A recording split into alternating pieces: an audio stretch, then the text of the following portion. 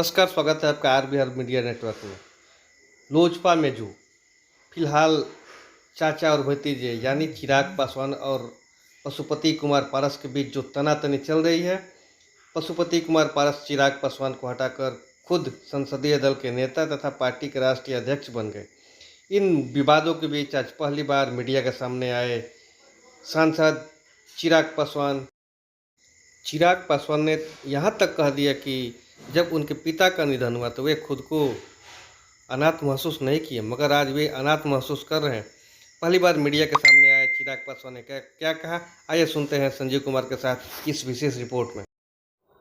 नमस्कार, मैं हूं संजीव सिंह और आप देख रहे हैं आर बिहार पर। इस वक्त की बड़ी खबर यह है कि चिराग पासवान बहुत दिनों से विवादों में चल रहे थे। पार्टी का कमान उनके हाथ चला गया। आज प्रेस कॉन्फ्रेंस करते हुए चिराग पासवान ने यह कहा और बहुत भावुक बात कहा कि मैं अनाथ उस दिन नहीं हुआ था जिस दिन मेरे पिताजी का देहांत हो गया था।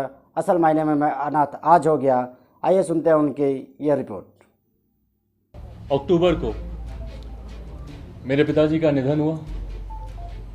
उसके बाद तुरंत चुनाव में उतरने की बात आई। मेरे लिए वो एक कठिन समय था, एक कठिन घड़ी थी। एक तरफ पापा की बॉडी भी अभी हॉस्पिटल से घर नहीं आई थी और हम लोग चुनाव में उलझे रहे।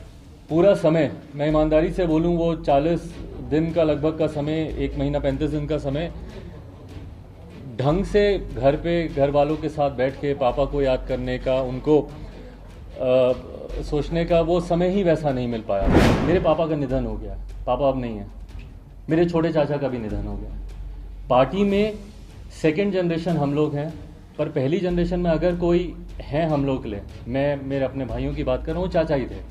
पापा के बाद में उनमें पापा की छवि देखता था और मुझे विश्वास था कि शायद वो मार्गदर्शन करेंगे, जैसे पापा हम लोग को साथ लेकर चलें वो भी लेकर चलेंगे। मैं अनाथ शायद उस दिन नहीं हुआ था जब पापा का निधन हुआ, शायद अब हुआ जब इन्होंने भी मेरा साथ छोड़ा। और उन्होंने कहा कि जब पापा रहते थे तब की होली में और अब की होली में क्या अंतर था, यह उन्होंने बताया। उन्होंने कहा कि अपने चाचा को और अपने भाई को उन्होंने पत्र लिखकर भी यह दुख जाहिर किया था कि उनका होली भी निराश चला गया है। और इस संदर्भ में उन्होंने क्या कहा, आइए देखते हैं ये रिपोर्ट। पापा रहते थे तो किस तरीके से हम लोग घर पर होली मनाते थे, पर उस दिन ना सिर्फ पापा के नहीं रहने की वजह से ना सिर्फ होली फीकी थी, बल्कि उस दिन मेरे साथ परिवार के भी लोग नहीं थे, चाचा नहीं थे, कोई नहीं था। तो उस दिन मुझे वो अकेलेपन का एहसास हुआ और उस दिन मैंने उनको पत्र लिखा, जो पत्र मैंने कल या परसों मैंने अपने ट्विटर हैंडल के माध्यम से आप सबके बीच साझा भी किया। और उस पत्र में भी अगर आप पढ़ेंगे तो अंत में मैंने यही लिखा कि कुछ भी है आप बात तो कीजिए, आके आप मुझे बुला लीजिए, जो भी आप। इसके बाद उनसे यह सवाल किया गया कि आखिर आपके राम कहाँ हैं, आपने क्या राम से मदद मांगी, क्योंकि प्रधानमंत्री नरेंद्र मोदी को उन्होंने कहा था बिहार विधानसभा चुनाव के दौरान कि मैं उनका हनुमान हूँ। उनसे यह पत्रकारों द्वारा पूछा गया कि आप अपने क्या राम से मदद मांगे हैं इस विषय में, उन्होंने क्या क्या, आइए देखते हैं ये। हनुमान को अगर मदद मांगनी पड़े राम से तो फिर हनुमान काहेंगे और राम काहेंगे।